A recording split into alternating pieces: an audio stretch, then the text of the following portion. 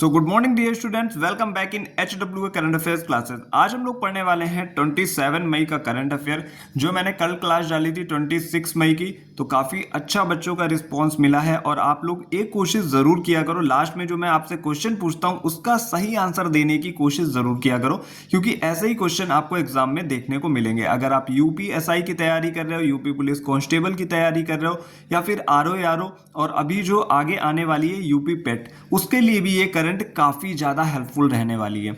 तो चलिए बिना किसी टाइम वेस्ट के शुरू करते हैं आज का अपना सेशन। पहला क्वेश्चन आप सभी के सामने है, हाल ही में खेलो इंडिया बीच गेम्स 2025 में शीर्ष पर कौन रहा? तो इन गेम्स में शीर्ष पर रहा है मणिपुर राज्य।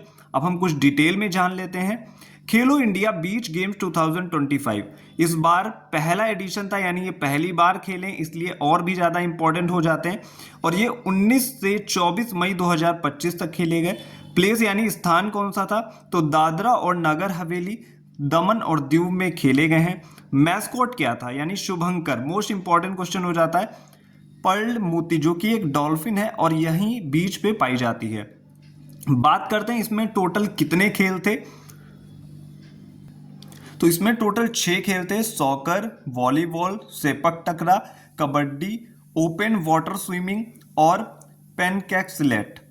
बात करते हैं, पहला स्थान मिला है मणिपुर को, दूसरा स्थान पे रहा है महाराष्ट्र, तीसरे स्थान पे रहा है नागालैंड। और इन खेलों का आयोजन जहां हुआ है दादर और नगर हवेली, दमन और दीव में, वो रहा है इसमें 7वें नंबर पे।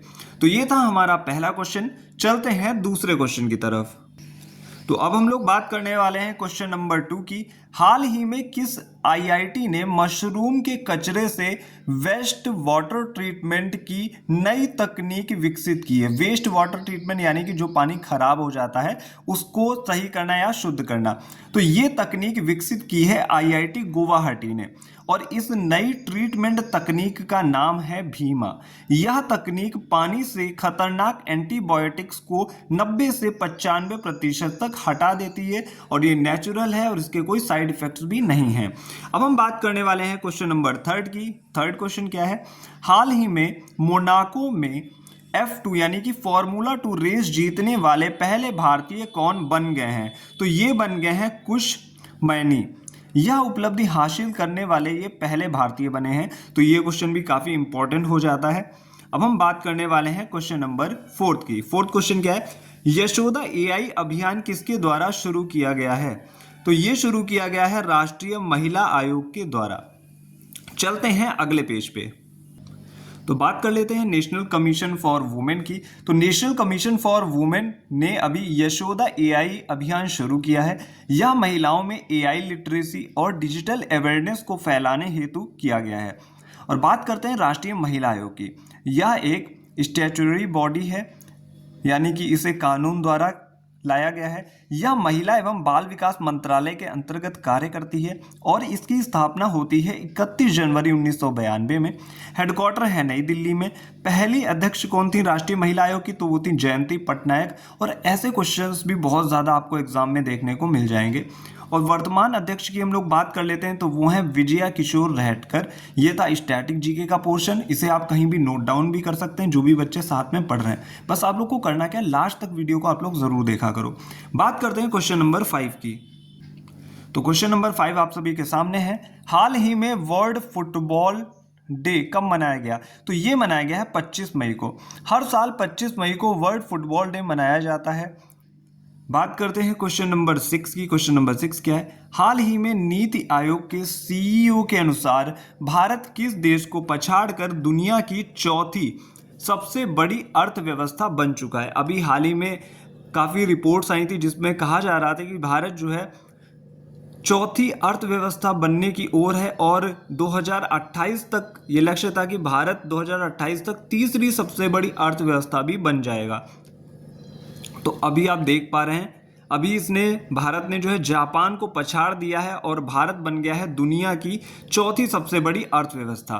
नीति आयोग के CEO ने ये जानकारी दी है। तो अभी आपको ये भी पता होना चाहिए कि नीति आयोग के CEO हैं कौन। तो वर्तमान में नीति आयोग के CEO हैं BVR Subramaniam.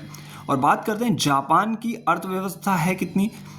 4.186 trillion dollar Japan की अर्थव्यवस्था है, और अभी भारत की हो गई है 4.187 ट्रिलियन डॉलर, यानी कि इसने जापान को पीछे कर दिया है और भारत आ गया है चौथे नंबर पे। तो आपको ये भी पता होना चाहिए कि पहले नंबर पे कौन है। तो पहले नंबर पे है अमेरिका, जिसकी टोटल जो इकोनॉमी है वो है 30.51 ट्रिलियन डॉलर। दूसरे नंबर पे है चाइना, जिसकी है 19.23 ट्रिलियन डॉलर। और थर्ड नंबर पे है जर्मनी, जिसकी अर्थव्यवस्था है 4.74 ट्रिलियन डॉलर। और ऐसा माना जा रहा है कि बहुत ही जल्द भारत 2028 तक जर्मनी को भी पीछे छोड़ देगा अर्थव्यवस्था के मामले में, और भारत तीसरी सबसे बड़ी अर्थव्यवस्था बन जाएगा। अब हम बात करते हैं, अभी बात हुई है नीति आयोग की, तो इसके विषय में भी जो स्टैटिक पॉइंट हो सकते हैं उनको मैं कवर कर देता हूँ। नीति की फुल फॉर्म होती है national institution for transforming India. इसके अध्यक्ष कौन होते हैं? नीति आयोग के अध्यक्ष आपको पता है हमारे प्रधानमंत्री जी हैं, जो कि मोदी जी हैं। और उपाध्यक्ष कौन है? डॉक्टर सुमन के बेरी। और पहले उपाध्यक्ष कौन थे? अरविंद पनघड़िया थे। सीईओ की बात करें, अभी मैंने आपको बताया BVR सुब्रमण्यम। और पहले सीईओ कौन थे? सिंधुश्री खुल्लर। आई होप आपको यहाँ से भी क्वेश्चन क्लियर हो गया होगा कि नीति आयोग क्या है और इसके अध्यक्ष और उपाध्यक्ष कौन है और सीईओ कौन है। चलते हैं अगले पेज पे। तो हम लोग आ चुके हैं अगले पेज पे, डिस्कस कर लेते हैं क्वेश्चन नंबर 7। हाल ही में DRDO के प्रमुख का कार्यकाल 1 साल बढ़ा दिया गया है, उनका नाम क्या है? तो अभी आपको पता होगा कि DRDO के हमारे जो प्रमुख हैं वो हैं समीर V कामत। DRDO की बात हुई है तो इसकी फुल फॉर्म होती है defence research and development organisation. Establishment यानी कि इसकी स्थापना होती है 1958 में। हेडक्वार्टर है इसका न्यू दिल्ली में। फर्स्ट चेयरमैन है दौलत कोठारी। और मोटो क्या है? बलस्य मूलम विज्ञानम इसका मोटो है। अब हम बात करते हैं कुछ रिलेटेड पॉइंट्स की, जो कि अभी हाल ही में नियुक्तियां हुई हैं। RBI के न्यू गवर्नर कौन बने? संजय मल्होत्रा 26 नंबर के।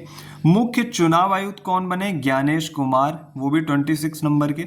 चुनाव आयुक्त कौन है अभी वर्तमान में? विवेक जोशी हैं। सेबी के 11वें अध्यक्ष कौन बने? तुहिनकांत पांडे हैं। और लेखा और महानियंत्रक कौन है वर्तमान में? तो SS दुबे हैं। तो ऐसे क्वेश्चंस भी अक्सर एग्जाम में पूछे जाते हैं। इनका टॉपिक होता है महत्वपूर्ण नियुक्तियां, और एक दिन मैं ये पूरा टॉपिक कंप्लीट आपके सामने लेके आऊँगा कम टाइम में, जिससे आप एग्जाम में क्वेश्चंस काफ़ी हद तक सही कर पाओगे। अब हम बात कर लेते हैं क्वेश्चन नंबर 8 की। काफ़ी इंपॉर्टेंट क्वेश्चन है आज की, कोई भी क्वेश्चन आप लोग मिस मत करिएगा। हाल ही में मलेशिया मास्टर्स बैडमिंटन चैंपियनशिप 2025 में किदाम्बी श्रीकांत ने कौन सा पदक जीता है? तो इन्होंने जीता है सिल्वर मेडल। और ये प्रतियोगिता हुई थी 20 से 25 मई 2025 को। कहाँ हुई थी? बुकिट जलील एक जगह है मलेशिया में, यहाँ हुई थी। और इसी से रिलेटेड एक और पॉइंट हम लोग डिस्कस कर लेते हैं। अभी हाल ही में इंडियन ओपन बैडमिंटन चैंपियनशिप 2025 हुई थी। कहाँ हुई थी ये? KD Jadhav indoor stadium new Delhi में हुई थी। एडिशन कौन सा था? 22वां। और इसमें मेन सिंगल्स में विजेता रहे थे विक्टर एक्सेल्सन, जो कि डेनमार्क के हैं। वुमेन सिंगल्स में रही थी आन सी योंग, जो कि साउथ कोरिया की हैं। अब हम बात कर लेते हैं क्वेश्चन नंबर 9 की। हाल ही में PM मोदी ने देश के पहले 9000 HP यानी हॉर्स पावर के इलेक्ट्रिक लोकोमोटिव प्लांट दाहोद का उद्घाटन कहाँ किया है? तो ये दाहोद का उद्घाटन किया है इन्होंने गुजरात में। और बात कर लेते हैं कि 9000 HP यानी हॉर्स पावर वाले इंजन तैयार करने वाला ये पहला लोकोमोटिव प्लांट है। तो ये ज़रूर आप लोग याद रखिएगा, यहाँ से क्वेश्चन आपको देखने को एग्जाम में मिल सकता है। तो अभी हम चलते हैं नेक्स्ट पेज पे, डिस्कस कर लेते हैं अगला क्वेश्चन।